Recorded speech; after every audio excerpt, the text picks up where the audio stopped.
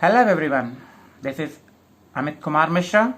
Today I am going to explain you the poem The Heart of the Tree, composed by Henry Keller Bunner. In the screen you can see he was born in 1855 and he died in 1896. Earlier video I have taught you the summary of this poem, summary, theme and central idea of the poem. I told you that he was an American poet and he used to write in simple structure and theme. And I told you that this poem was published in 1912. In this poem I told you that planting a tree is always a great work.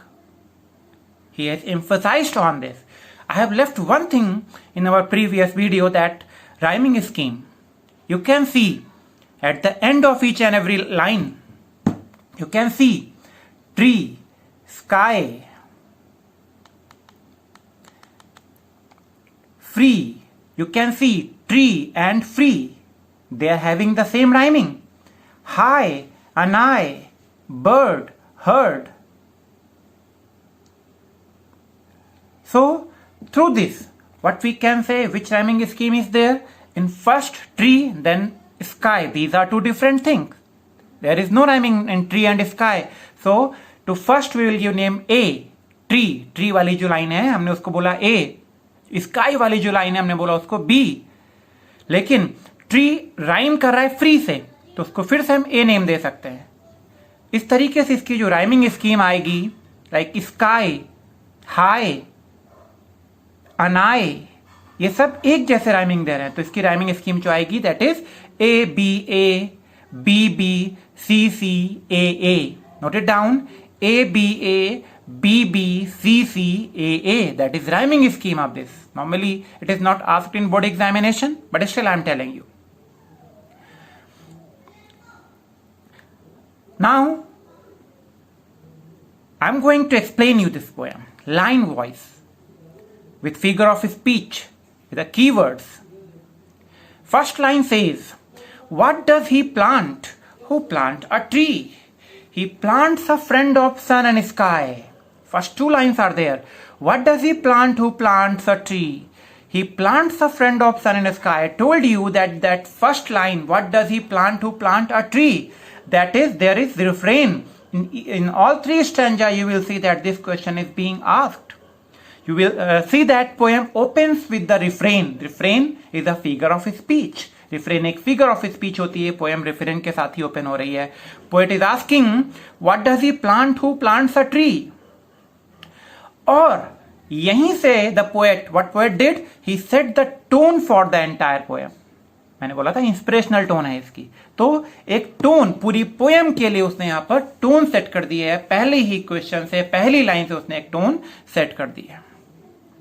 हम realise करते हैं कि that the poet is going to explain the usefulness of planting a tree. First line से हम find out कर ले रहे हैं कि वो हमको बताने जा रहा है कि प्लांटिंग अ ट्री, ट्री को प्लांट करने के क्या यूजेस होते हैं, उसके क्या यूजफुलनेस होती है.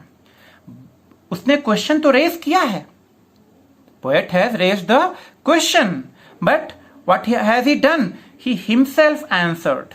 कैसे आंसर किया? उसने मेंशन किया he plants a friend of sun and sky. कैसे मेंशन किया उसने? By stating that the man plants a friend of sun and sky by planting a tree. उसने ये मेंशन किया कि अगर एक मैन ट्री प्लांट कर रहा है तो वो सन और स्काई का एक फ्रेंड उसने प्लांट किया है. सन और स्काई का एक फ्रेंड उसने प्लांट किया है. ऐसा क्यों बोला उसने? बिकॉज एक जो प्लांट ग्रो करता है दैट ग्रोज अपवर्ड, ऊपर की तरफ ग्रो करता है. प्लांट ग्रोज अपवर्ड, ऊपर की तरफ प्लांट ग्रो करता है. उसका एम क्या है?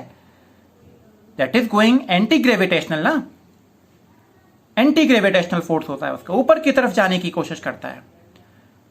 Means we can say that जो प्लांट का जो एम है that aim is to reach the sun and the sky. जो प्लांट का जो एम है वो क्या है? वो सन और स्काई तक रीच करना चाहता है.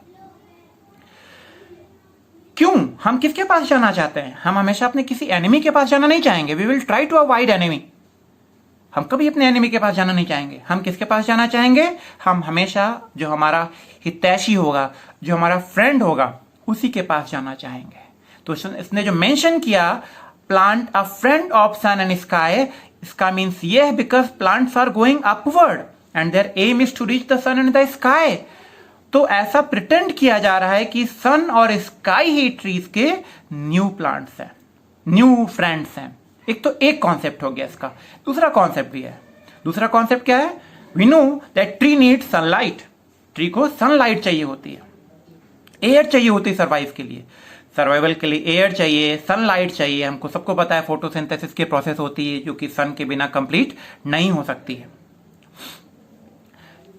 तो सन और स्काई जो है वो उसको अपने फूड के लिए, ट्री को उसके फूड के लिए कुछ रॉ मटेरियल भी प्रोवाइड कर रहे हैं। इस वजह से उनको उनका फ्रेंड बोला जा रहा है। और सिर्फ ऐसा नहीं कि दो ही concept, there is one more concept. ऐसा इट सीम दैट ट्री, ऐसा पता चलता है हमको कि tree seem to absorb the heat. Trees are absorbing heat and these are saving the earth. Trees क्या कर रहे हैं?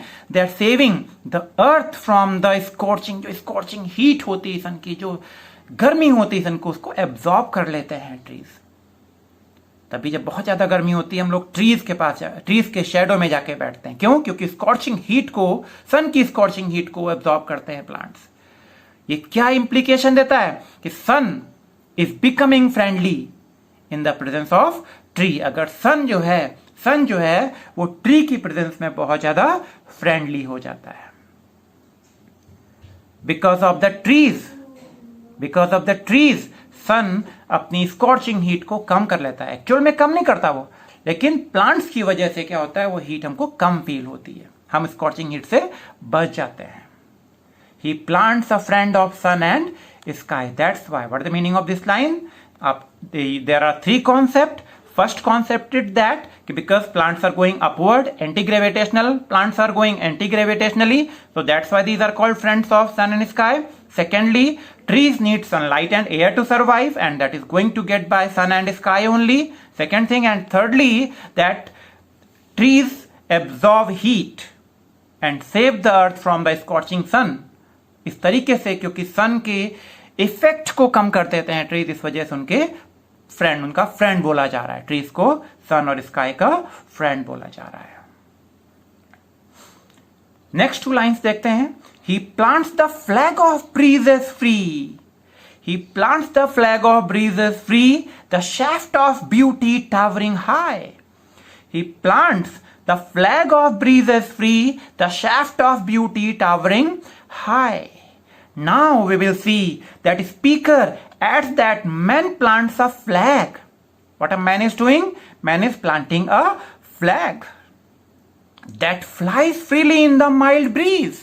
आपने देखा होगा जो फ्लैग होते हैं, जब हवा चलती है तो वो अनफोल्ड होते रहते हैं, फ्लाई करते रहते हैं ब्रीज की प्रेजेंस। ब्रीज मतलब हल्की हवा जो होती है।